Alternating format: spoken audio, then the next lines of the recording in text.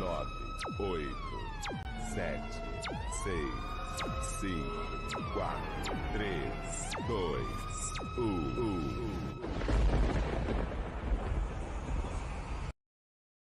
Tá no grupo? Boa noite, minha amiga, meu amigo, seja muito bem-vindo a mais um podcast, o nosso canal de informações toda semana. E agora, estamos pegando o ritmo aí de toda segunda e toda sexta-feira às 19 horas. Minha amiga Suzy, seja muito bem-vinda. Boa noite a todos, hoje com um tema muito forte, né? E aí, daqui a pouco a gente vai estar com a nossa convidada falando sobre luto. E eu tenho certeza que vai ajudar muitas pessoas aí, né, Jai? Com certeza. Verdade, viu? Conversando com a nossa convidada de hoje, eu acabei me surpreendendo, né, dos tipos de luto e os tipos de perdas que temos nas nossas vidas. Sim. Importante. Antes disso, vamos fazer aquele momento De notícias bem rapidinho, porque eu tenho certeza que hoje também, mais uma vez, vai bombar. E aí os comentários serão muitos. E a gente tem muitas perguntas para a nossa convidada, né? Suzy, você viu falar e viu a reportagem da reeleição do Itabuna Esporte Clube, né? A família Xavier continua aí com o Rodrigo Xavier na direção do Itabuna Esporte Clube. Sim, o Itabuna Esporte Clube, que é um patrimônio, né, para a cidade. Sim. E que muita gente cobra, inclusive, né, a reforma, a revitalização, a modernização. E o esporte, né, é extremamente necessário em qualquer município, principalmente quando se envolve jovens. Então, é um cargo muito importante, principalmente nesse momento, né, em que a sociedade aprendeu a cobrar mais seus direitos e as necessidades. Verdade, Suzy. Mas é importante. As chapas só tiveram uma chapa, né, concorrente, então foi chapa única, né? E JP, o que é que o Lombardi fala aí dessa eleição do Itabuna Esporte Clube? É isso aí, muito boa noite, Jai, muito boa noite, Suzy, a nossa convidada de hoje, também a todos os nossos espectadores. É isso, na área do esporte, como você disse, no último dia 8, tivemos aí a recondução do Rodrigo Xavier e também do Sandoval Benevides, uma figura que é bem conhecida aqui na cidade, ou seja, a mesma diretoria que já vinha conduzindo o Itabuna Esporte Clube. A solenidade de posse está marcada para o dia 8 de novembro, que é uma quarta-feira, na sede da entidade, lá no bairro Conceição.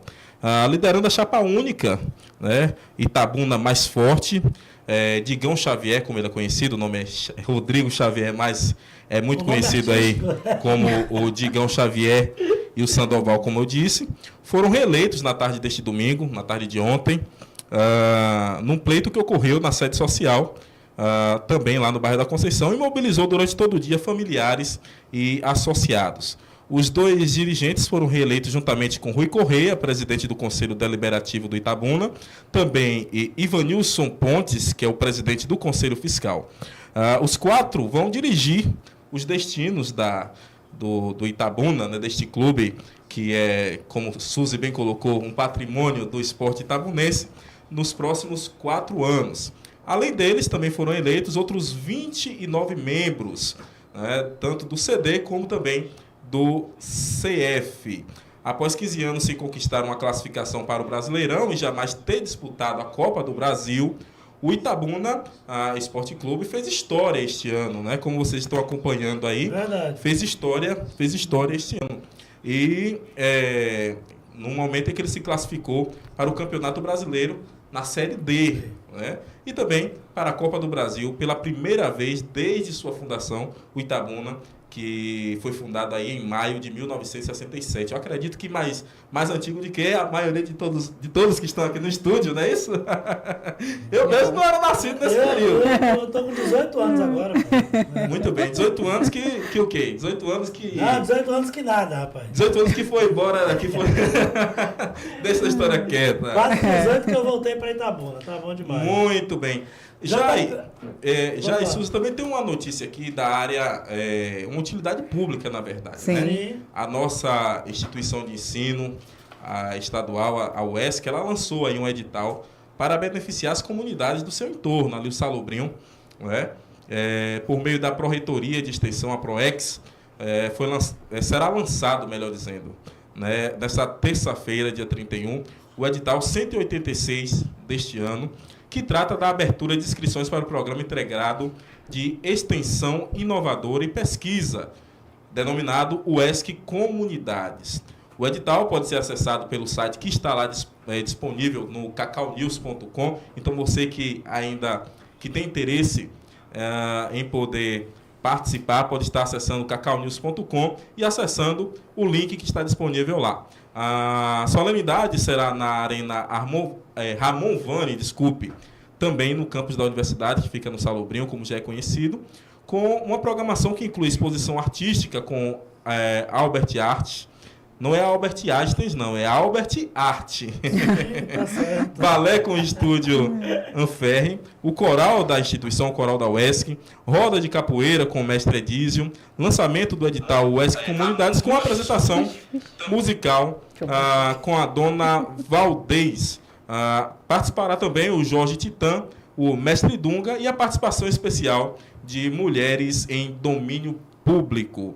O Alessandro Fernandes, que é o reitor da nossa universidade, ele ressalta que, a exemplo de tantos outros, o edital 186 o deixa muito feliz e traduz o desejo da comunidade formada por professores, pesquisadores, estudantes e técnicos administrativos a intensificar o contato e intercâmbio com a sociedade, contribuindo para o cumprimento do seu compromisso social. Então tá aí, né? A UESC cumprindo o seu papel social. Amanhã será o lançamento lá no campus Soane Nazaré, no Salobrinho, na nossa vizinha cidade de Ilhéus. Aproveitar que a gente está falando de notícias do Cacau News, né? Isso mesmo. Vamos para a nossa última de hoje aqui. Isso mesmo. Que é a recomendação da Câmara de Vereadores de Ilhéus. Da área política, né? Da área política, né? Hoje, se a gente fosse falar de política, faria umas 3, 4 horas de política, né? Dos últimos acontecimentos, então é melhor deixar muitos quieto. Eu já falei que não posso nem comentar muita coisa. Rapaz. Eu tô vendo que pelo andar da carruagem, muita gente vai precisar dos serviços da nossa convidada de hoje, porque mexeu com o psicológico aí de muita gente. E muita gente vai ter perdas aí futuras. Sim. Mas, JP, a recomendação é que a Câmara de Vereadores de Ilhéus controle o cartão de refeição dos servidores? Exatamente. O MP da Bahia, né, o Ministério Público Estadual, por meio da promotora Alícia Botelho, recomendou ao presidente da casa, o vereador, não está aqui o nome dele agora, me fugiu, Paulo Carqueja, desculpe, gente. O Paulo Carqueja, que é o presidente da casa, ela recomendou que ele adote aí um controle mais efetivo em relação ao uso do cartão refeição dos servidores, né? E isso de forma urgente. Medidas para a entrega e também a utilização, não só a entrega como a utilização. Isso se deu, Jai, após uma denúncia que lá no Cacau News também foi noticiada do Edil, o vereador Vinícius Alcântara, do Cidadania. Recentemente ele denunciou o uso indevido do cartão refeição por um dos diretores da Câmara. Segundo o vereador Vinícius, esse rapaz fez uso indevido em nome de outra pessoa. O funcionário teria se desligado da casa, só que esse diretor continuou usando, pediu uma segunda via desse cartão e continuou usando, fazendo compras como se fosse o próprio. Enfim, essa ação foi levada ao Ministério Público e agora a promotora de justiça do Ministério Público do Estado da Bahia, Alícia Botelho, recomendou aí à presidência da casa medidas mais severas, né? Sim. Todo o controle da entrega e do uso do cartão refeição. Para mais informações, você poderá acessar lá Cacau News e ficar muito bem informado de tudo que acontece na nossa região. Show de bola, JP! Esse foi o nosso Momento Notícias de hoje. Claro, menor, mais compacto, porque a nossa entrevistada de hoje tem um assunto que vai, com certeza, mexer com as emoções de todo mundo. E, Suzy, chegou aquela hora tão esperada, né? Que Sim. é de anunciar a nossa convidada de hoje. Então, Ana Angélica, seja muito bem-vinda ao nosso podcast. É um bate-papo aqui onde a gente vai fazer algumas perguntas e tentar solucionar as perguntas de alguns dos nossos convidados. Né? Okay. E para começar, eu queria que você me falasse de onde você vem, quem é a Ana Angélica, né? Fala um pouquinho da sua história para nós. Ok, eu me chamo Ana Angélica, como já foi colocado aí para todos vocês. Eu sou nascida e criada aqui nessa cidade, né? Sou itabunense, mas vivi um bom período da minha vida, acho que 18 anos, né? Em Brasília, entre Brasília e a cidade de Águas Lindas de Goiás, no Goiás, né? Fazendo um trabalho voltado para a área da educação. Trabalhei no GDF, né, que é o governo do Distrito Federal. Nos últimos anos estava totalmente voltada para o estado do Goiás, tanto na Secretaria de Goiás, como também na Secretaria de Ensino, né, SEDUCE, e também na faculdade, uma faculdade privada dentro do estado de Goiás, também chamada Faculdade Mauá. Então, eu trabalhei por mais de 15 anos como docente de nível universitário e também com a educação básica. E, nesse período, eu resolvi fazer transição de carreira, né? Então, da educação para o cuidado na área mental, né? Que é fazer a psicologia.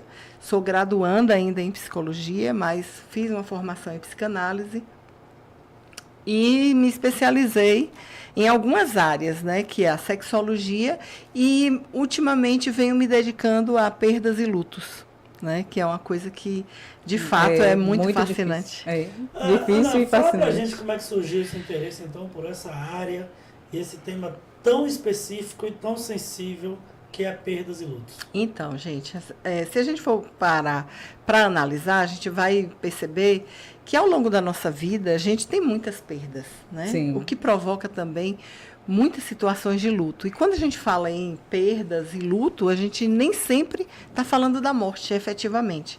É lógico que o que a gente mais percebe nas pessoas é que, ao falar de luto, a gente está falando de morte, só de morte. É porque né? é o conceito, né, social. Exatamente. De luto tradicional é da morte. Mas aí você explica pra gente, então, qual o real significado, né, do luto. Então, o luto é um sentimento, né, que desorganiza algumas pessoas. Quando a gente fala que alguém está em estado de luto, a gente vai dizer que essa pessoa entrou numa crise emocional, porque é quando eu me desorganizo emocionalmente e preciso me organizar novamente em relação ao que eu era e o que eu vou ser. Porque antes da minha perda, eu era uma pessoa. Depois que eu perco, né, eu vou ser outra pessoa. Eu jamais vou ter a mesma história depois que eu passo por um processo, por um período ou por um processo de perda e vivenciando o luto. Então, o que fez com que eu me voltasse para essa questão foi justamente estudar, né, buscar, e esse é um desafio, foi entender que muitas pessoas, esse período que nós passamos aí há 3 anos atrás, que foi o período da Covid, a gente vê tantas pessoas acometidas aí pela perda, né, perda de familiares. Como que essas pessoas viviam o enfrentamento ao luto?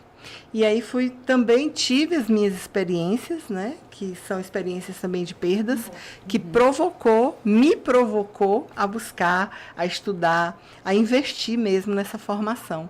E é esse caminho que eu estou trilhando e eu acho que eu não volto atrás. Sim. E é um tema que, né, já é frequente na vida do ser humano, né? Muito. E aí eu tenho uma pergunta, né, que está batendo aqui, ouvindo você falar. Que eu vi também, como todo mundo passa, né, por essa situação, infelizmente, mas cada um tem uma reação. Tem, assim, uma linha mais comum de tipos de reação ao luto das pessoas, no caso de morte, né? Sim. Que depois você vai falar de outros tipos de luto também, mas especificamente desse. Pois é. Quando a gente fala de reação, ela é imprevisível, né?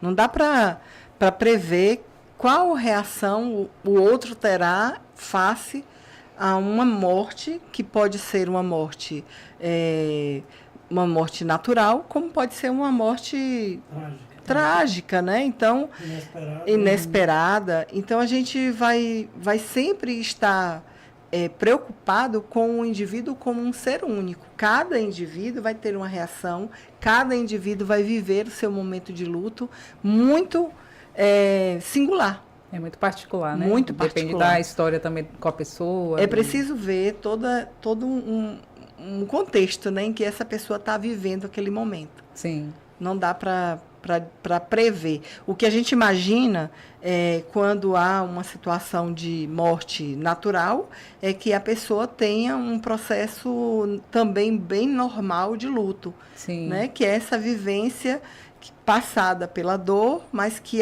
com o tempo ela vai superar ou aprender a conviver com aquela ausência. Mas quando a gente se depara com uma morte inesperada, é muito difícil prever como esse indivíduo vai se reorganizar. Sim, né? porque é como se fosse um preparo, né? Quando a pessoa está doente e tem um diagnóstico mais difícil, vamos dizer assim, né? Quando isso acontece, geralmente, o que acontece com o enlutado é que antes que a morte de fato aconteça, ele já, prevendo a morte, passa a ter um luto antecipatório, que é aquele momento em que ele começa a sentir mesmo essa dor do luto, da perda, que está próxima, muitas vezes um diagnóstico de uma doença terminal, em que a pessoa está realmente numa fase muito terminal, faz com que o enlutado, que ainda não está efetivamente com o seu parente, o seu familiar morto, ele já se sinta alguém que perdeu ali o outro. E aí, como que ele se comporta? Existem casos, por exemplo, em que ele vai receber essa notícia e ele vai se revoltar, ele vai ficar agressivo, ele vai mudar o comportamento dele. Em outros casos, vai haver uma aceitação e também vai haver ali um foco maior pela sua dor, na religião, na crença que aquela pessoa possui. Sim, a fé, né? A questão da fé que eu falo que é um pilar. Que eu sinto, assim, uma diferença, né? Nas pessoas que têm fé e as pessoas que não se prepararam nesse sentido de ver com esse olhar, né? Vamos dizer assim. Sim, exatamente. Quando acontece ao contrário, no caso, quando é uma morte trágica, né? Aí a gente realmente vê, às vezes a pessoa até fala, né, já é assim, parece que eu vou encontrar fulano, né? É muito comum quando é uma morte repentina. Isso, das pessoas falarem, parece que é mentira, e aí... Não acredito, né? Não acredita. Ontem, sim, e né? fica naquela expectativa que vai bem, ver. A gente entra nesse primeiro momento, quando a gente recebe uma notícia de alguém que, de modo assim, muito agressivo, né, parte, né, morre, um estágio já definido, inclusive, né, pela Elizabeth Cooper, né, ela fala exatamente desses estágios, e um desses primeiros estágios é a negação, né, é a evitação de falar sobre o assunto, é não querer acreditar de fato que essa pessoa morreu. Eu acho interessante que tem pessoas, por exemplo, famosas que morrem repentinamente, né, já como aconteceu com Elvis Presley, como aconteceu com Michael Jackson, e há uma assim, reação coletiva de negação que eu acho, né, assim, muito forte, que as pessoas falam, ele não morreu, né, a gente viu fulano. Então seria isso um exemplo, só que coletivo de o luto negação. Coletivo, né? Isso, aí o luto vamos coletivo. entrar também nesse outro assunto, você pode explicar. A gente tem o luto privado, que é alguém do meu convívio pessoal, e eu tenho o luto coletivo. Antes, só querendo corrigir, é Elizabeth Kubler-Ross, que fala dos estágios. A gente pode depois falar sobre essa obra que gerou esse resultado dos estágios, os 5 estágios do luto. Então, o luto coletivo, eu vou trazer um caso assim bem atual, né? Que foi o último luto coletivo que nós vivemos, foi o luto da Marília Mendonça. Sim, verdade. Né, que foi uma comoção nacional, a gente costuma dizer, né, o povo comovido, os fãs que passam mal, fãs que até hoje não superaram essa perda, né? Então, esse é um luto coletivo e que muitas vezes aquele que que não passou pelos estágios, né, da ROS, eles vão, na verdade, negar e dizer que viu, que teve a impressão de ter ouvido dizer que não morreu, que aquilo ali foi tudo uma cena, enfim, porque faz parte mesmo do estágio, esse estágio da negação, e essa pessoa não sai muitas vezes desse lugar, ela fica ali cristalizada e sofrendo. Sim, ela não consegue aceitar e isso pode durar quanto tempo, assim, o do normal, da situação normal e também da situação que passou da normalidade dessa negação. Então, os autores, eles costumam dizer que não há, segundo a Ross, ela fala dos 5 estágios, é quando o indivíduo, lá no último estágio, quando há aceitação, é quando o indivíduo, na verdade, acaba aceitando e vivendo e seguindo a vida. Tem um prazo? O prazo seria os estágios. Mas quando que a gente pode mensurar esses estágios? A gente não consegue mensurar. Por quê?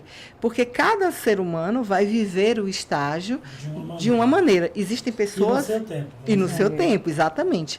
Vai existir pessoas que vão passar pela negação, que é o primeiro estágio. Depois ele vai passar pelo segundo estágio da raiva, né? Que é quando ele está ali, ele não aceita, ele não consegue entender por quê. Depois ele vem para o estágio da aceitação.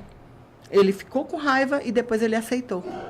Então, não existe uma sequência. Quando a gente fala em estágio, parece que as pessoas vão viver uma sequência de dores e de superação, que não é o que está realmente posto. Não é uma caixinha onde a gente vai lá e coloca tudo no seu lugar, né? Cada pessoa vai viver esse momento. Né? Assistindo ontem o Caldeirão do Hulk, do Luciano, não sei se você chegou a ver, passou uma senhora que ele tem um quadro lá, tal, de ajudar a quem? Sem olhar a quem. Sem olhar a quem, alguma coisa assim. Uma coisa assim. E aí era uma professora que ela ensina há 40 anos e ele foi lá para ajudar, para ver, ela realiza o sonho de muita gente e o sonho dela ficou abandonado. Ela estava morando dentro da casa dela, porém na garagem da casa, e chegou lá e ele descobriu que o filho dela faleceu há 3 anos. E ela se culpava muito e todo o tempo se perguntava: por que Deus? Por que Deus?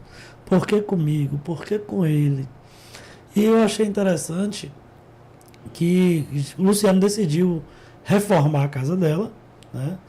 E deu para ela uma viagem para o Círio de Nazaré, Belém, né? E uma conversa com o padre Fábio de Mello. Na conversa com ele falou: deixe os porquês e passe a perguntar como que ele gostaria que você estivesse agora. Então, assim, ela fala no final da entrevista, da conversa com o padre Fábio, que foi um dos melhores momentos da vida dela. E a fé transforma, né? Sim. A gente sabe disso. Então, assim, você é testemunha disso. Ela foi pro Círio de Nazaré, católica, tocou no Círio e tal. Então ela voltou assim, semblante, outra pessoa. Claro, tem a maquiagem para gravar, tem tudo. Mas você via a disposição da pessoa. Então, assim, acho que em algumas fases se encaixa um pouquinho dentro disso do que você está abordando agora. Sim. Né? Porque ela se questionava tanto. Depois ela teve um momento de aceitar, né, a perda do filho e agora de começar a reviver, de continuar a vida dela tal, aqui na Terra. Já que, nas palavras do padre Fábio de Mello, ela teria que se agora perguntar por como que ele gostaria que ela estivesse aqui. Então, pois é, isso me parece com as tarefas do luto de Walder. Ele fala justamente dessa fase, essa última fase, que é quando você consegue estabelecer uma relação duradoura com quem partiu, né? Quem morreu, com o morto. Então, você vai viver, esse momento de troca das coisas boas que se passaram. Você já não está mais preocupado em o que levou aquela pessoa a partir, mas o que fez com que essa pessoa, ao ir, tivesse deixado ali memórias boas, né? Sim. Que faz com que você, ao lembrar, se sinta aliviado. Sim. Coisas boas nós vivemos, né? Então, se a gente vive coisas boas, isso é mais importante do que lembrar das coisas que foram ruins. Sim. E é importante dizer que a crença de cada um é que vai fazer com que esse processo seja um processo melhor para o enlutado. Né? Porque o que a gente tem como objetivo quando trabalha com o enlutado? Não é trazer a cura da dor.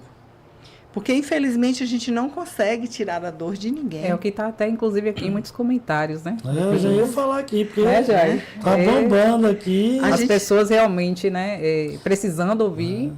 A gente não consegue fazer esse trabalho de tirar a dor. A gente não tem esse dom. Mas o que é que uma terapia do luto, ao enfrentamento do luto, traz? Traz conforto. Que tipo de conforto? Ah, mas o meu vizinho vai lá e me abraça, né? Não é esse tipo de Isso conforto. era uma né? pergunta que eu estava aqui guardando, Uhum. que a gente às vezes não sabe, né, Jair, como agir. Por mais que a gente já passou também, né? Mas quando uma pessoa está passando pelo momento de luta, a gente não sabe como agir, o que dizer, se é o momento de chegar, quando chegar. Inclusive, num bate-papo eu e a Angélica, a gente, você recomenda que não dê os pêsames, né? É porque dizer meus pêsames reforça muito aquela dor. Né? Sei. Hoje, em alguns casos, né, de algumas obras, a gente também encontra essa fala em que os pêsames parece que tira você dessa condição de humano, porque muita gente ali naquele momento ainda está na negação, naquele momento ali Sim. que recebe a primeira notícia, Sim, né? Então, sim. tudo que ela menos quer ouvir é que pena que fulano morreu, né? Meus pêsames, A isso confirmação pesa da muito, morte, né? a confirmação daquela morte. É verdade. É como se Não tivesse- que nós tenhamos que trabalhar a negação junto com a pessoa, mas que a gente pode sim amenizar aquele momento de dor e Falando- sofrimento. Eu sinto muito, né? Eu sinto muito, né? Uhum. Porque eu acho que esse é um sentimento muito humano. Quando você se depara diante de um amigo, diante de um familiar, diante de uma pessoa que está ali sofrendo por uma perda e que você abraça essa pessoa e diz, eu sinto muito pela sua perda, né? Porque isso é humano. É Porque às muito vezes mais a humano. pessoa quer ajudar e aí você vê que a pessoa tem uma reação Porque às mais vezes até a forte gente ainda. não sabe o que falar E naquele não sabe o que momento, né? falar. E às vezes Às até a vezes própria você pega de pessoa surpresa tá... também. A própria pessoa está sentindo também, né? E cada um em seu grau, dependendo da forma de convivência, o grau de contato, né? Uhum. Verdade. É importante também. Deixa eu falar aqui, só um pouquinho antes da Sim, gente por continuar. favor. Vamos falar, que senão a gente acaba perdendo também os comentários aqui, fica muito lá para baixo e a gente não consegue falar Sim. todos, né? Sim. Antônio Júnior, creio eu que seja seu filho, porque tá aqui, Mames Poderosa. Ah, sim. É verdade. Seu primeiro fã, né? É meu primeiro fã. Aí Taranei tá aqui, minha esposa. Algumas encontram a fé nesse momento. É o que salva algumas pessoas diante da perda. Isso. Hélida, que tá, grande Angélica, amiga querida.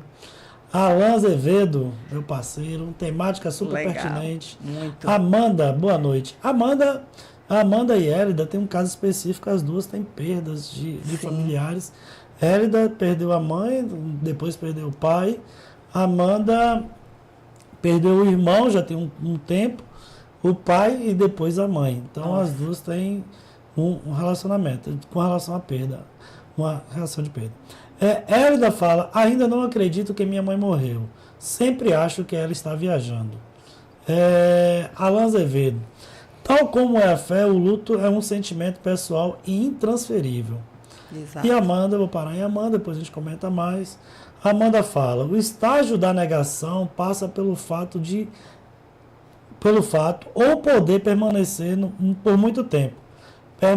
Parece contraditório, mas a gente compreende o fato de perder. Sabe que não vai voltar, mas não aceita. Sim, sim. Então a Hélida e a Amanda...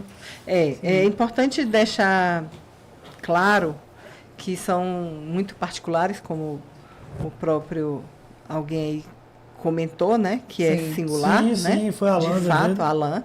né? Que é Que é muito singular. intransferível, né? Sim. A dor de cada um é única. Cada um sabe a dor que teve naquele momento e fica muito difícil para a gente mensurar o tamanho dessa dor. Não existe dor maior ou dor menor. Quando alguém diz assim, fulano perdeu o primo, ainda bem que não foi o irmão, né? Sim, Não ninguém existe, sabe. não existe essa comparação, né?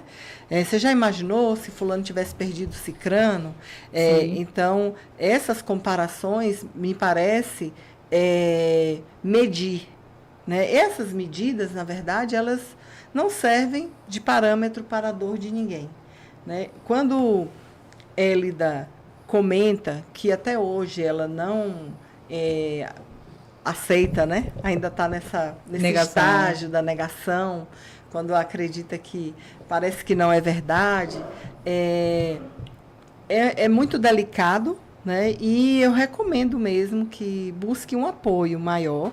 Aí, nesse caso, seria um caso de buscar realmente a terapia. Porque a terapia, ela não vai te dar cura. Ela não vai te trazer a cura. Mas ela vai te colocar em um lugar seguro, acolhedor e validar a sua dor. Às vezes, a pessoa ainda não aceitou porque não há uma validação. O que as pessoas fazem com as que estão passando pelo processo do luto? Geralmente, elas fazem o seguinte. Elas costumam dizer para outra pessoa, foi melhor assim, né? Com certeza, essa pessoa descansou. Né? É o que a gente ouve o outro falar para o outro. Olha, foi melhor a morte do que ver em casa sofrendo. Exatamente. Sim, isso vai passar. Na verdade, o que acontece, o que a sociedade faz nesse momento? Ela invalida a sua dor, porque ela diz para você que daqui a pouco está tudo bem, que a vida vai continuar, a vida continua, isso vai passar, é a vida que segue. E, na verdade, você não consegue sair daquele lugar. Muitas vezes você se cristaliza naquele lugar de dor e precisa esconder essa dor, precisa guardar essa dor, porque inclusive tem vergonha de ainda, depois de 1 ano, depois de 2 anos, depois de 6 meses até, ainda tão tenro, né? Você chorar, você se recolher, você não reagir como o seu irmão reagiu. Às vezes é uma mãe, ou é um pai, ou é um irmão, em que a família é numerosa, a maioria já está vivendo outro momento e você ainda está ali sofrendo. Qual é o problema disso? Né? Mas quem é que vai validar a minha dor? É o então, tempo nesse daquela momento, pessoa que... Nesse momento que você busca a terapia te ajuda a validar a dor, reconhecer essa dor e te ajuda ali a processar. Porque o set terapêutico é o lugar de validação e segurança. É o lugar onde você vai poder chegar, falar sobre o seu ente querido, chorar pelo seu ente querido e vivenciar lembranças que, na maioria das vezes, as outras pessoas já não querem mais te ouvir. Porque já ficou chato. Sim. Né? Fulano, sim. Toda vez que me encontra, ele quer falar. Uma outra questão é sobre falar sobre a dor. Né? Pegando esse gancho. Inclusive, tem até um comentário aqui falando, pode conseguir, que vai responder. Se você quiser Amanda falar do Nascimento. comentário. Eu vou falar antes do comentário de Hélida para finalizar e a gente segue pro de Amanda. Sim. Porque ela comenta aqui, esperando esse momento de aceitação. Até hoje não consigo. Precisa buscar uma ajuda terapêutica. Sim. E aí a própria Amanda também fala, nunca, jamais vou conseguir verbalizar. Né? Essa que me chamou a atenção, né? Do me parecer incurável mesmo. A dificuldade de verbalizar até, né? Talvez por essa questão que você colocou, de que as pessoas, a própria sociedade fala, não, a vida continua, né? Você tem que continuar. E aí talvez isso seja um bloqueio até para a pessoa falar, e o falar é se curar também, né? Exatamente. Se a gente for analisar essa questão do tempo, nós vamos observar que se você é um funcionário público, você tem 7 dias, né, me parece, para viver o luto. Como se o luto tivesse um tempo e aqueles 7 dias fosse apenas o necessário para você chorar, para você lamentar a morte do outro. Sim. Né? Quando, na verdade, não é por aí. Então, a gente vive numa sociedade que condena, que te coloca numa condição de se envergonhar da dor que você sente. Então, Porque importante. ainda mais hoje, falando dessa questão de se envergonhar, pegando esse gancho, que a sociedade hoje, inclusive, ela cobra sucesso em tudo, né? Sim. Inclusive que você seja forte o tempo todo, que você seja vencedor o tempo todo, isso também reverbera, vamos dizer assim, pro luto, porque as pessoas esperam que você seja forte para superar o mais rápido possível também, porque isso é ser forte, é ser vencedor, né? Exatamente. Trazendo isso para o esporte, quantos se sentiram órfãos de Simone Biles quando ela parou, né? Sim. Mesmo temporariamente, parou para se cuidar, mas muitos achavam, talvez que ela não voltasse, né, um momento de perda do esporte mundial, né, mas ela voltou, foi lá, se cuidou e voltou bem. Né, então, tá E tranquilo. sobre isso é bom lembrar que você conhecer seus limites, ter seu autocuidado, faz com que você tome essas decisões antes que, de fato, né, você se perca em algum momento da sua vida, no ambiente de trabalho, no ambiente familiar. O que aconteceu com essa moça foi justamente ter o autoconhecimento e ter o autocuidado necessário para decidir até onde poderia ir. Então, assim acontece também na questão do luto. Né? Você se conhecer, e a terapia faz isso, ela te ajuda a buscar saídas para a sua dor, reconhecimento para a sua dor, validação para a dor. Né? Alguém precisa validar isso. E quando eu vivo dentro de uma sociedade onde todo mundo diz, chega, já deu, né? Você não consegue mais acreditar que aquela dor que você está sentindo ainda é legítima, ela já passou do tempo. Não é verdade. Como se houvesse um tempo, um prazo, né? Que é o que a sociedade cobra em tudo. Isso. Inclusive em sentimentos que a gente muitas vezes não tem nem controle, né? Uhum. E aí eu pergunto, dentro dessa sociedade, dessa realidade, além da terapia, o que a pessoa pode fazer para amenizar, né, essa dor? E acredito que depois transformar em saudade, né? Porque isso aí não vai sair nunca, a saudade nunca vai deixar de estar lá. Mas como trabalhar isso também nas ações? O que poderia auxiliar a pessoa no dia a dia ela fazer que alivie essa dor para ir se transformando naquela saudade saudável, né? Olha, quando a gente fala em autocuidado, a gente está falando em cuidar de si, né? E a alimentação é muito importante, porque nesse momento que você passa por um processo de perda, que você se sente enlutado, na maioria das vezes você deixa de se alimentar, você deixa de fazer uso de um hábito saudável, como é tomar um sol.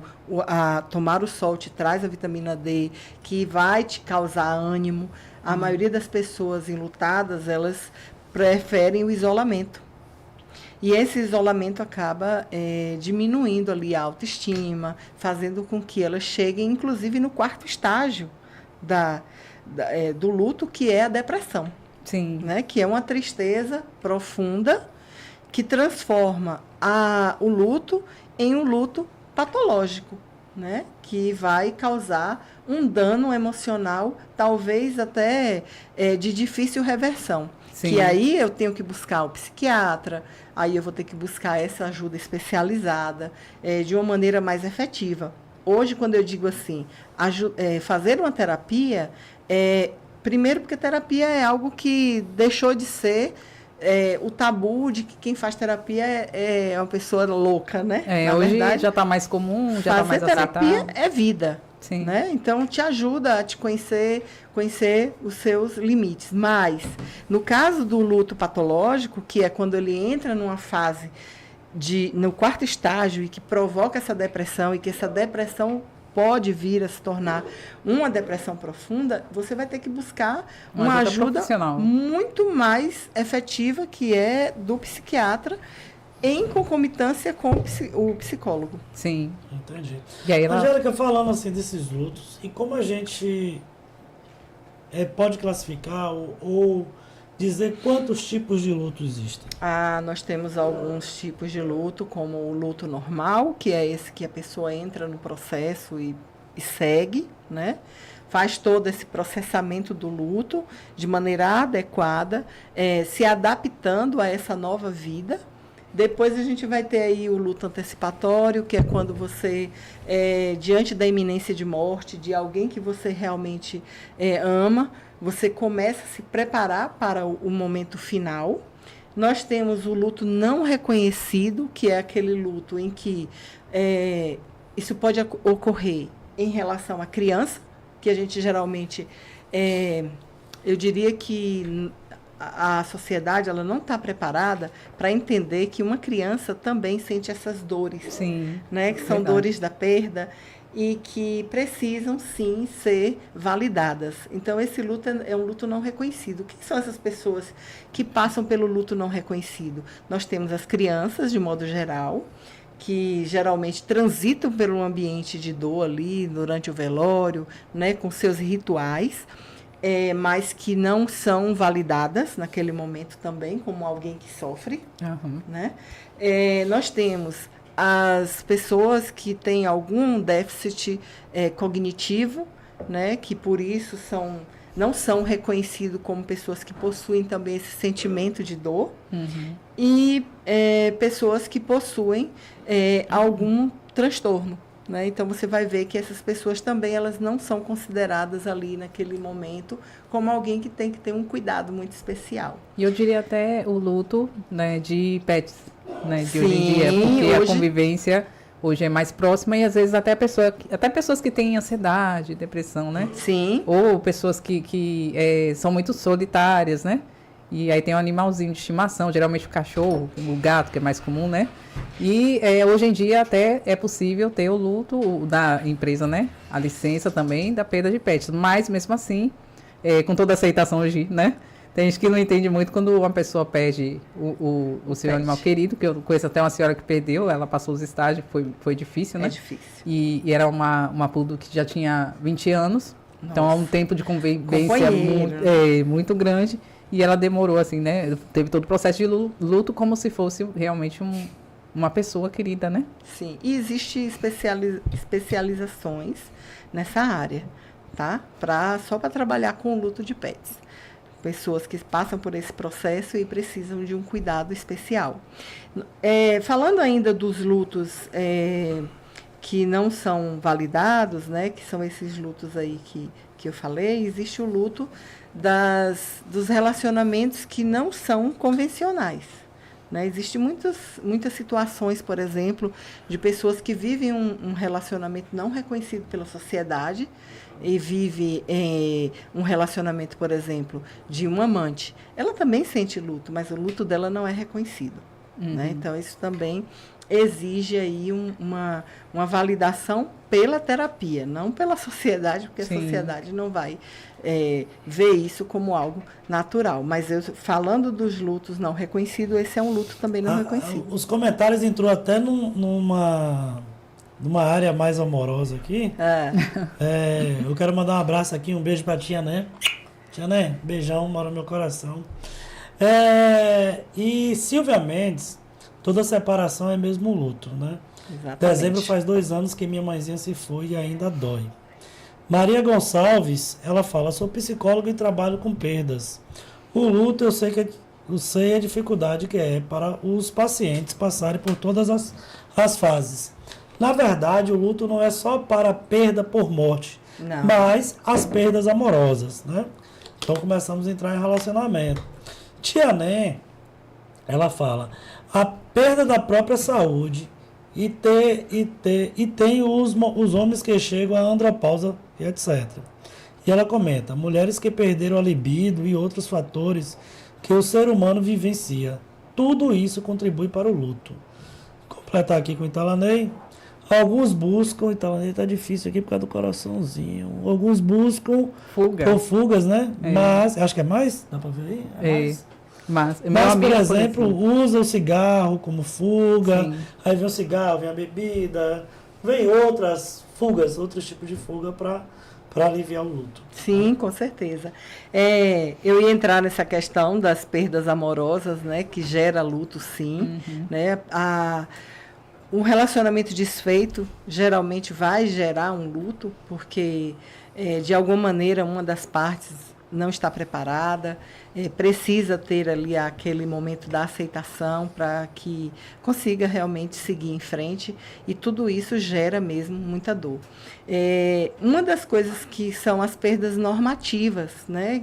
E essa perda amorosa, ela faz parte também das perdas normativas. Sim. Uma delas é quando há a chegada de filhos dentro de um relacionamento, num casamento. Quando o filho chega, é uma alegria muito grande, mas também há uma perda muito significativa, né? Para os casais, há uma perda ali momentânea da libido, há uma perda momentânea da intimidade, há uma perda momentânea do lar organizado, harmonioso ali naquele momento em que era só o casal. Então, Sim. Toda essa novidade é muito boa, mas também gera um sentimento de perda. Né? Não que essa chegada de um filho, por exemplo, vá ser um luto, né? Mas vai gerar um sentimento de perda. Eu ganho alguma coisa, mas eu certamente perco outras. Né? E esse sentimento precisa, sim, ser bem processado para que isso não vire ali um sentimento de luto, e um luto, inclusive, difícil de ser conduzido. Sim. E ainda tem as outras perdas, né, Jai, que a gente vinha falando até aqui nos bastidores, das outras formas de luto, outras situações, como a descoberta de um problema de saúde, né? Sim. A descoberta de... O luto antecipatório traz essa situação. Então, quando você descobre que você tem um diagnóstico, geralmente, independente se aquele diagnóstico vai te levar à morte ou não, é um momento mesmo de você se antecipar na dor e no luto, né? Achando que é o fim. Nem sempre é o fim, né? Uma descoberta de uma doença. O Alzheimer, por exemplo, também vai causar um luto, porque aos poucos você vai perder uma referência que você tinha quando aquela pessoa perde a memória e vai deixando de lhe reconhecer como filho, ou, sei lá, vice-versa, se isso for uma possibilidade de acontecer. Então, nessas questões também vai haver uma dor de perda, talvez até um luto, nesse sentido, um luto um pouco forte, porque você deixa de ter essa referência, né? Ser essa referência de filho, por exemplo. Angélica, como a gente pode diferenciar o luto normal do luto complicado ou patológico? Tá. O luto normal é como eu disse, você tem um segmento, você vai passar pelo momento do luto, com dores, lógico, mas logo você ressignifica essa pessoa. Eu passo por um luto normal quando eu me ressignifico. Muito rapidamente eu me organizo. Não é assim, rapidamente quando eu falo, não é em 15 dias você está bem, mas eu digo que você vai passar pelo processo de luto, ressignificando e transformando essa ausência em uma saudade, em algo mais leve, né? E você consegue levar. O outro luto foi o complicado. Complicado e patológico. Geralmente, quando é que esse luto se transforma em um luto complicado? Quando você não consegue viver, processar o luto. Então, por exemplo, um casal com filhos e um dos cônjuges falece. A pessoa que fica era uma pessoa que não tinha determinadas responsabilidades dentro daquele ambiente familiar. Então, ela passa a ter as responsabilidades que era do outro, né? Por exemplo, a administração financeira da casa. Ela entende que, naquele momento, ela pode entender que ela não tem tempo para sentir essa dor. E ela adia esse luto. Então, ela vai viver as complicações de ser o pai e a mãe daquela família. E esse luto, ele é adiado. Quando ele é adiado, automaticamente ele se torna um luto também negado. Sim. E no futuro, esse luto, ele é por uma questão natural da vida, você vai vivenciar outros problemas, e na hora que você passa por um outro problema, por uma outra carga de estresse, aquela dor que estava guardada, ela volta. Eu ia te perguntar isso, né? Está aqui ela das minhas volta. perguntas. E como se que ela existe volta? a possibilidade de uma pessoa passar normalmente por um luto Sim. E anos depois ela sofreu esse luto. É porque é o luto que é prolongado, é o luto que é complicado, é o luto que foi negado, é um luto que foi adiado.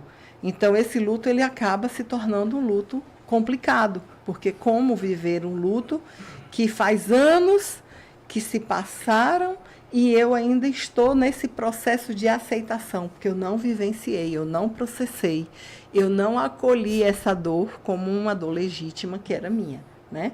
E depois vem o patológico, que é aquele que a gente já falou. Quando você entra nesse quarto estágio e você não consegue sair dele, que é o da depressão, ele se torna uma patologia, ele se torna um transtorno depressivo que precisa ser tratado de modo adequado por um psiquiatra, por um psicólogo, né, e que vai te tirar dessa condição.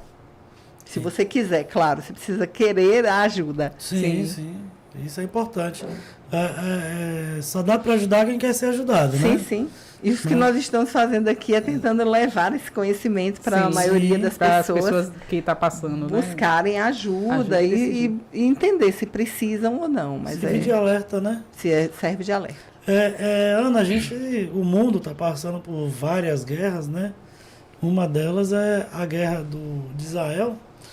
E a minha próxima pergunta é como lidar com o luto no processo, na fase de infantil, na infância e na adolescência. O luto lá hoje ele é complicado, ele é trágico, ele tem várias formas de luto. O primeiro que foi o inesperado, porque ninguém esperava o ataque, né? Uhum. Mas como lidar com essas crianças e adolescentes futuramente? Porque psicologicamente elas estão muito afetadas, né? Assim, o luto na infância e na adolescência, ele tem que ser tratado de maneira natural. Falar sobre a perda, explicar o que aconteceu. Quando se trata de criança, trazer o lúdico para essa conversa. É importante falar. A gente, às vezes, por que a gente fala do luto não reconhecido na infância? Porque ele não é falado, porque não é conversado. Né? Então, nesse caso, essa criança, ela passa pelo processo da dor sem ser reconhecida como alguém que sofreu. Lá na frente, você vai fazer uma análise com essa pessoa e você vai entender que alguns sintomas que ela tem hoje têm relação direta com aquela perda na infância que ninguém contou. Que as pessoas acham assim, não, a criança não está entendendo bem o que está acontecendo, né? Exato. E acha que não precisa falar. Ou acha que falar é pior também, né? Exatamente. É muito comum dizer que um bebê não tem um luto. Um bebê, que eu digo, uma criança de 6 meses, 8 meses, que está ali, ela vai ter luto também. Mas como que é o luto dessa criança? Ela sente a ausência daquele cheiro, ela sente a diferença daquele colo, ela sente a rotina ser modificada. Principalmente se a ausência é do pai ou é da mãe, que tinha um aconchego diferente, né? Então, né? Essa criança ela precisa ser acolhida por alguém que tenha esse trato, que entenda que aquela irritação daquela criança, que aquele choro que não passa, que não cessa, está relacionada à dor que ela está sentindo da ausência, que embora a gente não consiga explicar para essa criança, ela consegue sentir e a gente tem que acolher. Né? Então, é entender, olha, isso aqui é um sentimento de luto. Eu tenho uma paciente que o neto o bebê dela, né? Digamos, é uma criança já, está com 2 anos e meio mais ou menos, e essa criança, ela sente a falta do avô, né? E ela quer saber, ela participou do ritual de velório, de enterro do avô. Então, ela quer saber, cadê o vovô? Né? E é importante que essa criança, quando ela pede, deixa eu ver o vovô, que ela pede para ver no celular, são os vídeos. Sim. Né? Que deixa ela ver, porque isso é um conforto. Isso é um conforto. Não é maltratar. Eu não posso pegar essa criança e ficar, cadê o vovô? O vovô está no céu, né? Como costuma se dizer. Mas, ao ser perguntado, que seja dito, vovô não volta, né?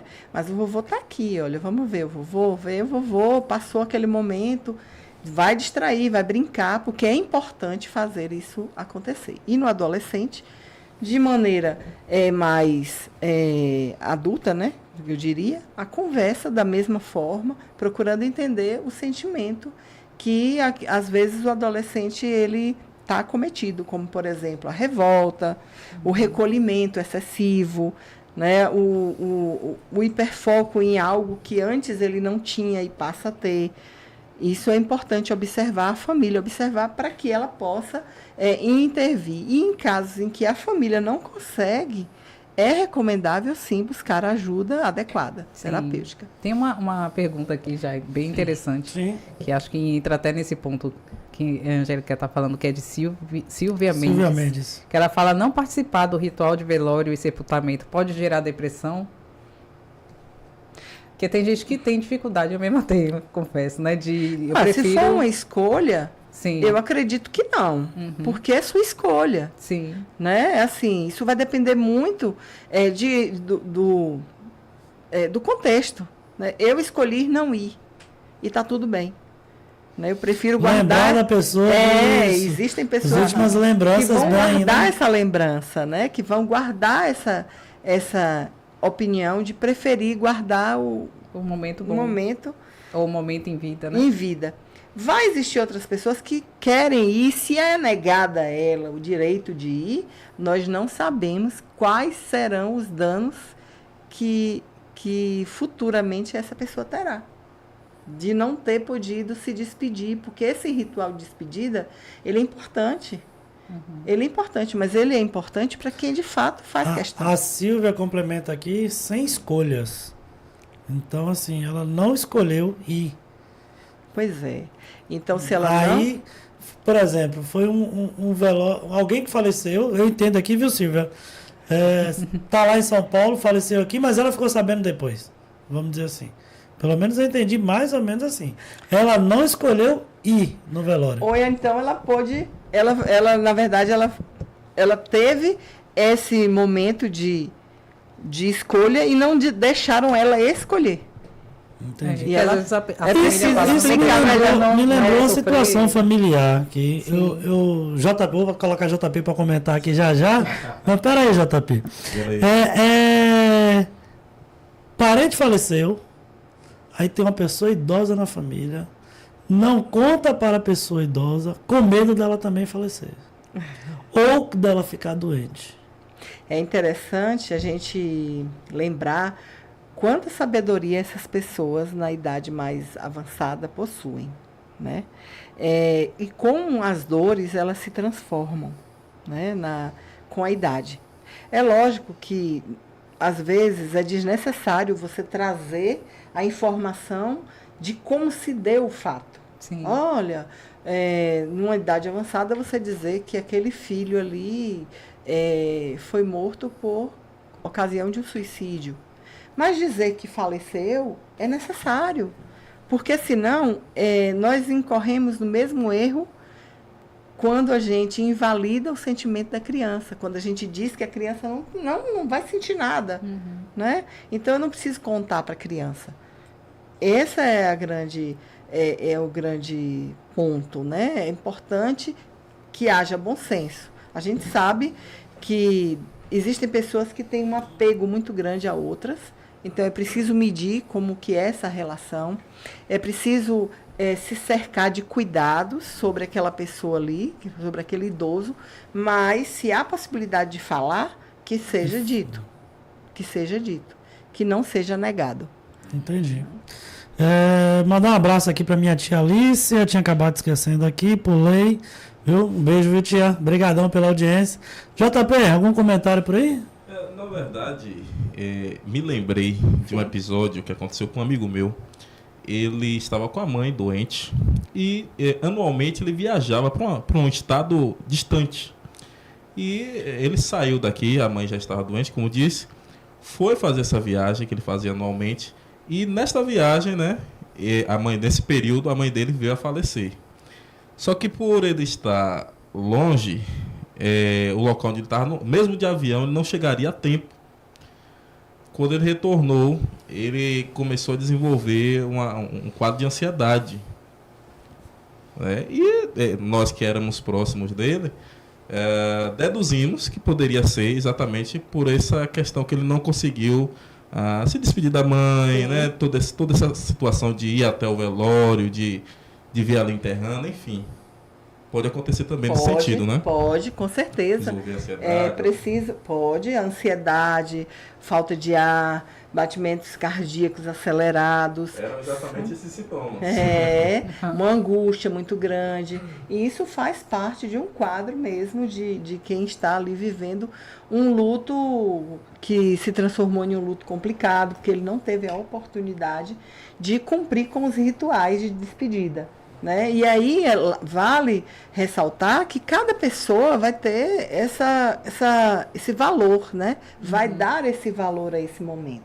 Uma vez que existe a questão do apego, né? Que é muito importante se levar em consideração. Né? O quanto eu amo essa pessoa. Né? O quanto essa pessoa é importante para mim. Não se deve, nesse momento, diminuir ou mensurar. Né? Só a pessoa mesmo para sentir. O Jonaí, ele fala que se a gente pode considerar um luto coletivo essas guerras, Rússia, Ucrânia, Israel, Hamas, isso pode ser considerado, todas essas mortes, pode ser considerado um luto coletivo? Quando a gente fala em luto coletivo, é quando a gente percebe que uma coletividade, que uma coletividade social, ela desenvolveu ali um sentimento de comoção, né? Que aonde as pessoas passam, existem pessoas sofrendo, existem pessoas acometidas pela dor da perda. Né? Nós não sabemos quantas pessoas estão hoje efetivamente sofrendo pelas dores causadas pela guerra, né? Por essas situações. Então, é muito difícil afirmar dessa maneira que a guerra está provocando ali um luto coletivo. Era preciso que a gente se aprofundasse um pouco mais na pesquisa até para entender mensurar, né? Sim. Como está sendo atingida essas populações que estão um pouco mais distantes do lugar, mas que estão atentas e recebendo essas notícias que ocorrem e que nos deixam realmente muito impactados. Sim. Né? É preciso uma avaliação melhor. Ana, como reconhecer e valorizar as memórias positivas da pessoa ou situação de perda? Então, essa é uma questão também muito pessoal, mas que cada um vai, na medida que ele vai tomando consciência dessa perda, ele vai se acostumando a criar uma nova dentro dessa nova perspectiva de vida, um novo eu diante daquilo e como eu gostaria hoje de estar conectada com essa pessoa que já não faz mais parte do nosso mundo físico, né? Ela está em um outro plano. Para quem acredita no espiritismo, para quem acredita aí somente nas questões da fé em Deus e que repousa esperando o juízo final. Então, essas pessoas elas vão vivenciar as memórias boas que ela tem e ter essa recordação positiva, né? Em vez de pensar no que eu poderia ter feito para que essa pessoa, que é o que causa raiva, no segundo estágio, é justamente isso. Eu poderia ter revertido essa situação? Sim. Quantas pessoas, né, diante de uma morte por uma doença grave, mas se eu tivesse levado mais vezes ao médico, né? Sim. Diante de um acidente, né? Que é uma morte trágica. Sim. E se eu não tivesse deixado sair? Uhum. Então, infelizmente, a gente não consegue ter essa resposta. Então, entre ter essa memória de que essa resposta, de que eu poderia ou não vivenciar melhor ou não essa dor, é melhor que você traga para você as lembranças boas e aí tenha uma relação duradoura. Como diz o Oden, né? Que a gente precisa criar essa conexão duradoura com quem morreu. Eu lembrei de uma situação que acontece muito em muitas famílias, né? que muita gente fala, eu acho que, eu vou ver se você reconhece essa situação, né, como terapeuta nessa área, que muita gente fala assim, a pessoa que faleceu parecia estar preparando antes a pessoa, principalmente, eu tenho um caso, né, em família também, que parecia que a pessoa estava preparando. E falou assim, o homem está vindo ali me buscar, ou então já preparava a família, né? E já pedia, fulano acolhe fulano, né? Meu avô fala que minha bisa mandou todo mundo sair de assim. casa. Quando ela voltou, quando todo mundo voltou, ela estava morta. Nós temos, inclusive, ela falou há pouco, né, sobre a questão do luto coletivo, uma figura conhecida nacionalmente que é o Silvio Santos. Ele já é um idoso de 93 anos, logicamente.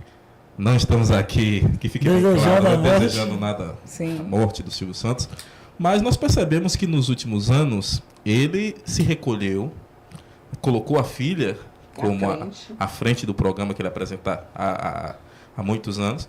É como se fosse uma preparação de fato para esse momento, né, da partida dele. Eu acho que quando partir, um pouquinho com o que quando partir estaria tudo resolvido. Já estaria tudo encaixadinho, né? Para ninguém ficar ali brigando, né? Enfim. Sim. O caso do Silvio Santos, que é só uma figura que veio compor, ilustrar, né, a nossa fala, mas a gente pode falar do idoso de modo geral.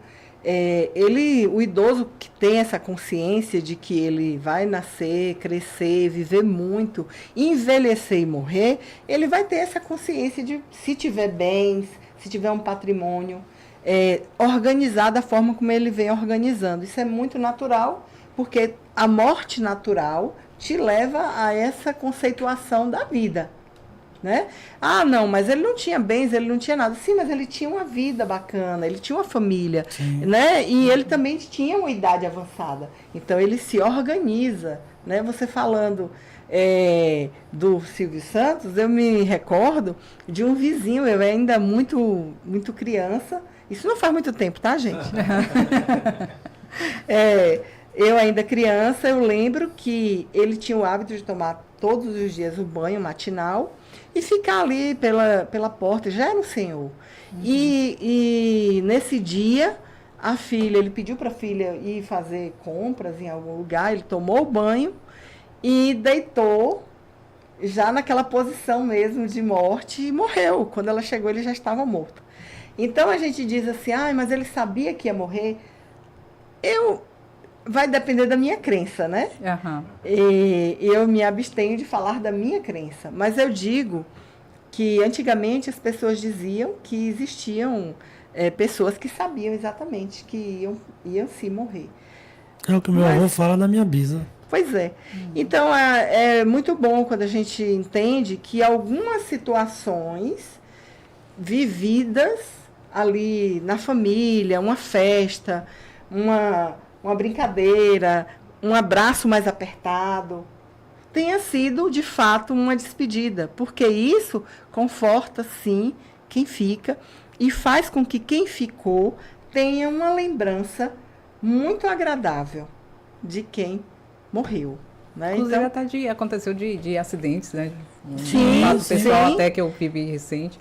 Que a pessoa estava preparando e falou até como ia ser, e preparou, né? E disse, estou indo para Deus. E foi. E foi e preparou, né? Pois é. E isso é reconfortante para a situação familiar, dos amigos, de quem fica.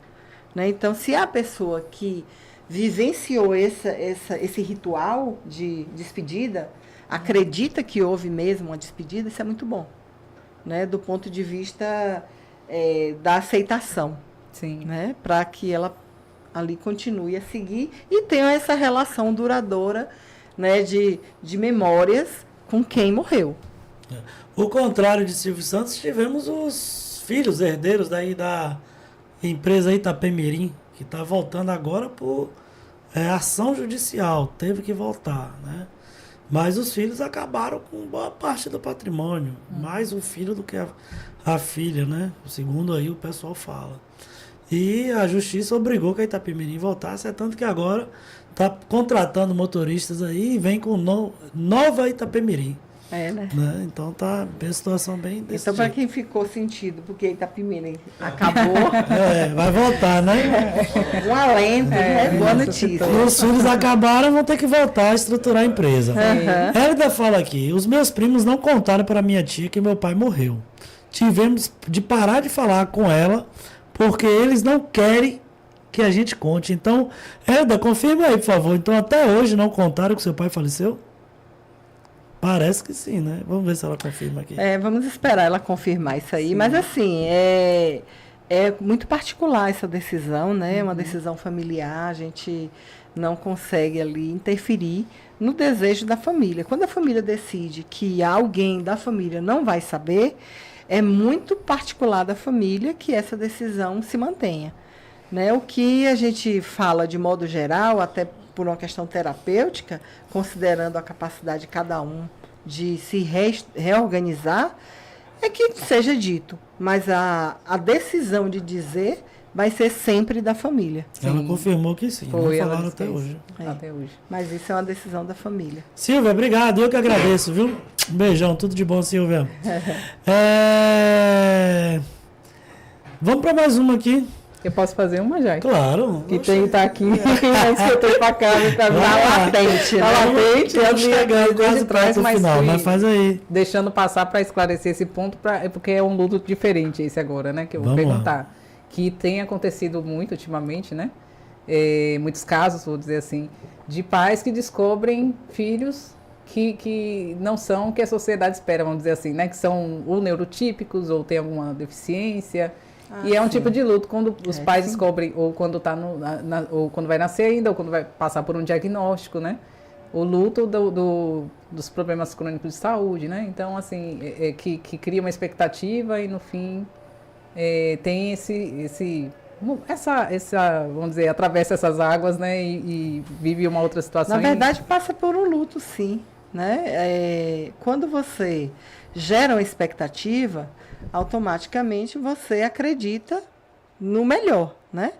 E quando você recebe um diagnóstico, a sensação que você tem é de que tudo que você sonhou, tudo que você queria, vai por terra, né? Como se não tivesse ali, você não tivesse chão para aquela situação. Até você conseguir compreender isso aí, passa sim por um processo terapêutico de se reconectar com seus planos, entender que é só, às vezes, uma condição, que não é uma sentença ali, de uma garantia de que não há, nesse caso, uma progressão, a pessoa vai poder progredir à sua maneira, né? Então, quando isso acontece, de fato, o primeiro momento, o sentimento que você tem é um sentimento de luto, sim, por perder todas as expectativas que você gerou. Mas com o tempo você consegue sim se recompor, se adaptar à situação e viver uma história diferente, que não necessariamente tem que ser a história que você contou para você que seria, né? Inclusive a superação depois, né, se torna uma nova história. A gente estava vendo um caso que todo mundo tem comentado muito, de um autista que é grau 3, né? Sim. Que se tornou famoso, não sei se já viu que ele deu várias entrevistas, inclusive, que o grau 3 é mais, né? Assim, com estereotipias e dificuldades. Mesmo assim, ele se formou, teve filhos, dá palestras. Que né? legal. Tem os sinais, né? Mas ele superou porque a criação, se não me engano, ele falou principalmente a mãe, né? Fala, você consegue, você é capaz, né? Isso, Então, assim, uma nova exemplo para você, né? É uma tá vendo? adaptação, é uma adaptação, você se adapta às condições que você tem para sobreviver aquilo ali, assim como quem perde no momento de luto, quem perde precisa se reconduzir, né, na vida para continuar caminhando. Então, quando isso não acontece, você fica cristalizado, você fica parado ali. E o que vai acontecer depois? Você vai estar com desenvolver ali uma patologia, possivelmente.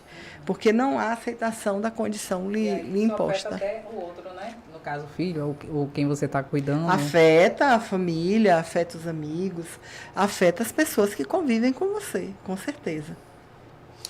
Ana, como lidar com a perdas e lutos causados pela pandemia? É uma situação bem diversa, né? Bem complicada, porque, de modo geral, quando a gente perde alguém ou algo, né, que é muito importante para a gente consegue viver os rituais da perda. Né? O que aconteceu com a pandemia isso, né? foi justamente o luto pela perda do ente querido e o não direito de fazer uma despedida como a gente gostaria que fosse. Né? Então, quando isso acontece, de fato, é muito mais complicado. Muitas pessoas ainda em estado de luto por essas perdas que não foram superadas. Né? Muita gente ainda sofrendo muito a questão do luto pela pandemia, principalmente porque não pôde dar o último adeus, que não pôde fazer o ritual de despedida com a dignidade que ela acredita que aquela pessoa deveria ter. Né? E lidar com isso é muito difícil. Sim, eu vi muitos amigos dizendo: eu vi meu pai, minha mãe, meu tio, um parente, um ente querido, dentro de um saco. Não pude fazer nada, não pude tocar, não pude chegar perto. Isso é muito sério. Momento muito complicado. Muito, né? Traumático. Muitas pessoas ainda vivendo esse luto, sem conseguir sair desse lugar de dor, porque as lembranças, por mais que essa pessoa se esforce para ter uma boa lembrança, ela vai ter sempre essa lembrança do que para ela não é considerado digno. Para aquela pessoa que ela amava muito, ela ama muito. Né? Tivemos alguns traumas, inclusive, por causa disso, né? Tivemos corpos trocados. Sim. Né? Pessoas que foram veladas em outra casa, outra família, foram enterradas, depois de desenterrar, para mandar para a família para fazer um novo velório. Quer dizer, fazer um novo velório não, para enterrar, só apenas. Sim, um novo... Então, outro trauma aí. Mais né? um trauma, né? Exatamente. A ser trabalhado aí da maneira que a pessoa consegue, pode. Né? Porque é impossível. Sim. Ana, nós estamos chegando ao final desse bate-papo tão gostoso. E tão gostoso eu falo no sentido de esclarecer para as pessoas. Né? Mas muito sensível. Muito sensível. Né? Mais gostoso assim, porque eu estou gostando de entender um pouquinho mais de perdas e lutas. Né? E eu queria saber quais os benefícios da terapia e o enfrentamento do luto.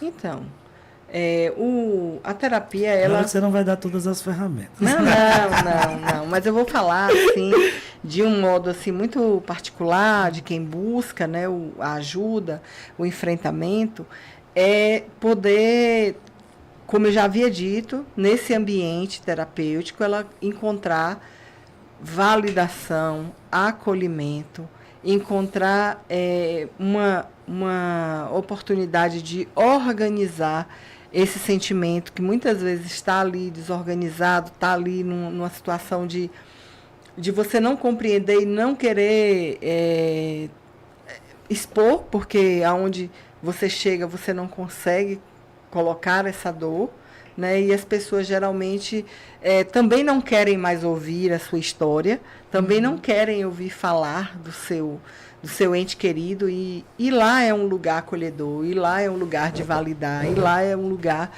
onde você consegue encontrar ajuda adequada para evoluir no processo, né? Porque você precisa processar o luto. Processar o luto é passar pelas fases, né, que são faladas, os estágios, as tarefas do luto, e conseguir seguir.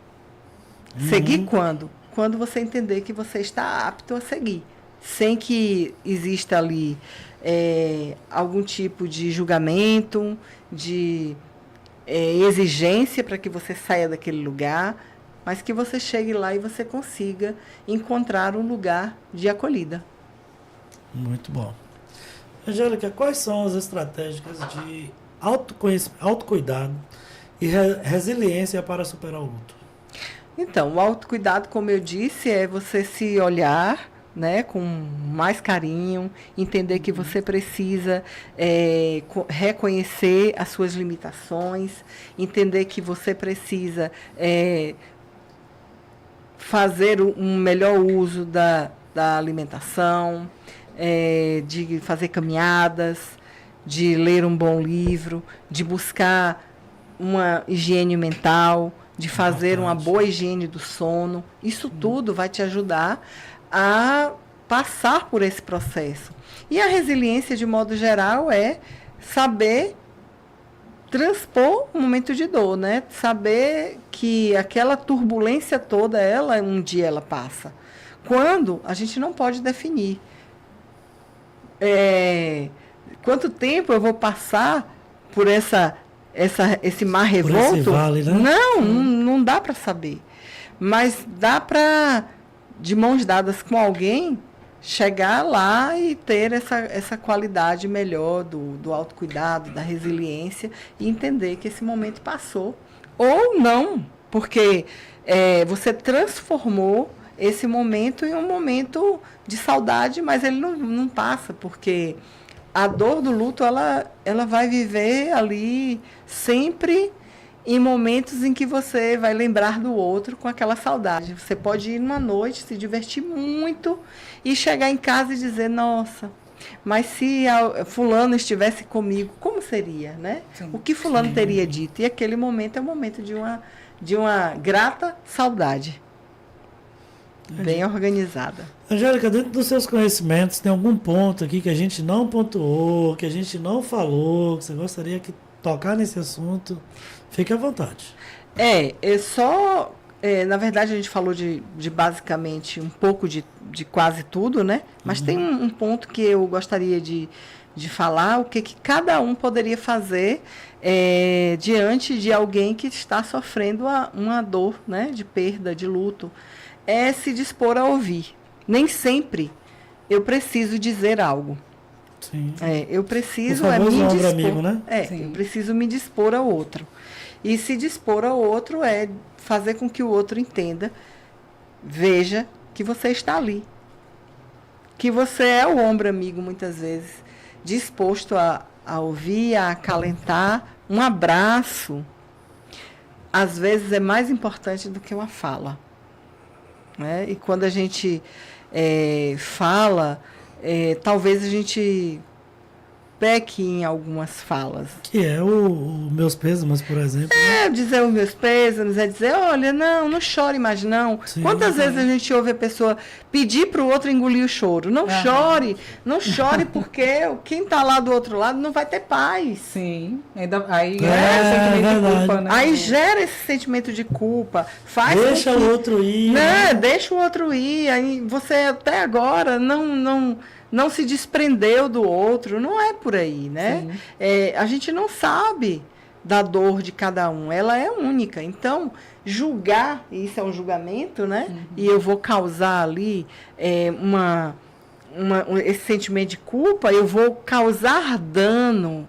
O que a gente diz é acolher sem causar dano. E o que é acolher sem causar dano? É ter a escutativa. É ouvir mais do que falar. Né? Se eu não sei o que dizer, eu abraço. Né? Essa é a grande recomendação. Né? E a ideia é que a gente, se aproximando aí do Dia de Finados, né? Sim. Que as pessoas entendam que falar sobre luto é importante, que buscar ajuda é importante, que se conectar com quem já partiu, com quem já morreu, de uma maneira saudosa, mas não danosa, é importante também. E que se sentir realmente impossibilitado de transpor esse momento, que busque ajuda, né? Antes que isso possa se transformar em uma patologia. E o luto pode levar à depressão, então, né? Sim. Né? E acabar com esse preconceito que psiquiatra é só para loucos, né? Que é uma cultura que tem, um conceito, né? E não é verdade. Né? Não, ele é um aliado, né, no processo de não vou dizer de cura, de melhoria, né? De aceitação de todo esse processo de luto que precisa ser vivenciado. Você tem que, no momento que você se dispõe a processar e vivenciar, e se você não consegue processar isso sozinho e você busca ajuda, ele é um grande aliado. Né? Eu vou tomar medicação e eu vou ficar dependente. Isso não é verdade. Né? Hoje, a medicina ela é uma aliada. Sim. Ela não trabalha contra, ela trabalha a favor. Ana, estamos chegando no finalzinho desse bate-papo. Fala pra gente aí, pra gente finalizar, quais são os desafios e oportunidades da sua área de trabalho? O desafio é justamente esse, né? Fazer com que as pessoas vejam o luto, o sentimento de perda como algo natural e inerente do indivíduo. Todos nós podemos passar por esse processo, não necessariamente por morte, mas porque a gente perdeu algo que era muito significativo, porque eu fiz uma mudança de estado e aí deixei bons amigos, isso me faz falta, isso é um sentimento de perda, né? Isso pode me causar um luto? Pode sim. E eu preciso sofrer sozinha? Não. O grande desafio é fazer com que a sociedade entenda que existem profissionais adequados para esse tipo de atendimento, de enfrentamento. Né? Então, eu diria que basicamente levar muito conhecimento, quebrar o tabu, falar de morte, falar de perda, falar do luto é necessário, é importante e que a gente tem que fazer isso cada dia mais com maestria. Sim. É isso. Show de bola. Mais algum comentário aí, JP? Como é que tá aí, Ana? Suzy? Isso, na verdade, já eu estou aqui muito feliz em ver um debate como esse. Um debate, na verdade, com uma palestra muito rica.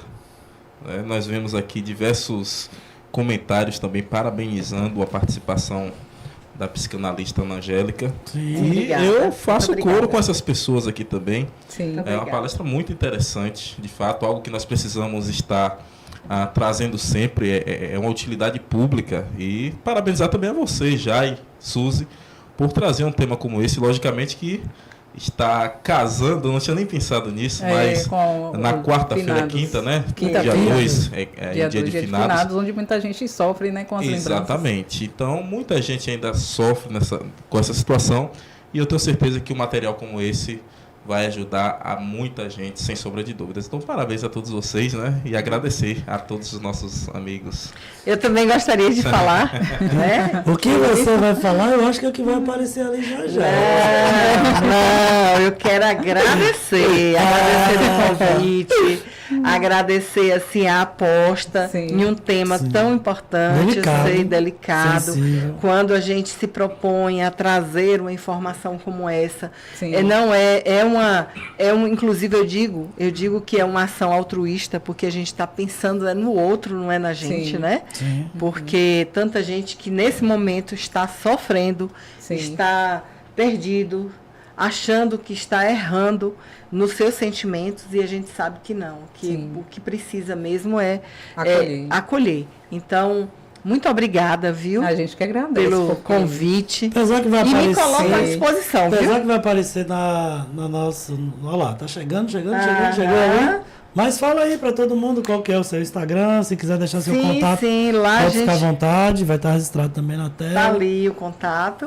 E eu queria dizer que eu também me disponho a quem quiser me procurar depois, lá no privado, me chamar. Sim. O meu telefone está ali, tá? Estou à disposição. O grande objetivo é ajudar, é acolher, e a gente tem esse perfil.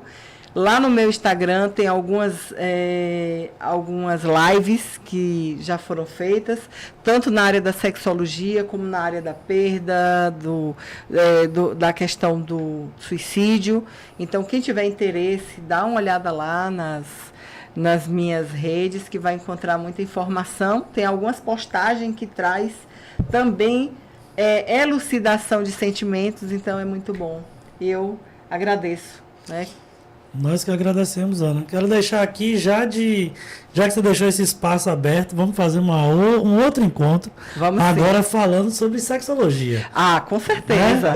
Vamos falar de um tema Sim, também importante para a Muito saúde. importante. Tem muita live Não é lá só sobre a isso. questão do sexo, né? Não, É a questão sexualidade. do cuidado, do homem, da mulher, vamos falar sobre isso também. Eu quero aqui agradecer a todos vocês que participaram até agora, deixaram seus comentários, né? Vou pegar uns 2 últimos aqui. Alan, adorei a fala, calma e cheia de sensibilidade da psicóloga, é psicanalista. Ana Angélica. Ainda sou graduanda da em psicologia. Italanei, é importante ter esse olhar sensível para o outro, ouvir apenas. Elida, amei. Ana, você é melhor. Beijo, sua lindona.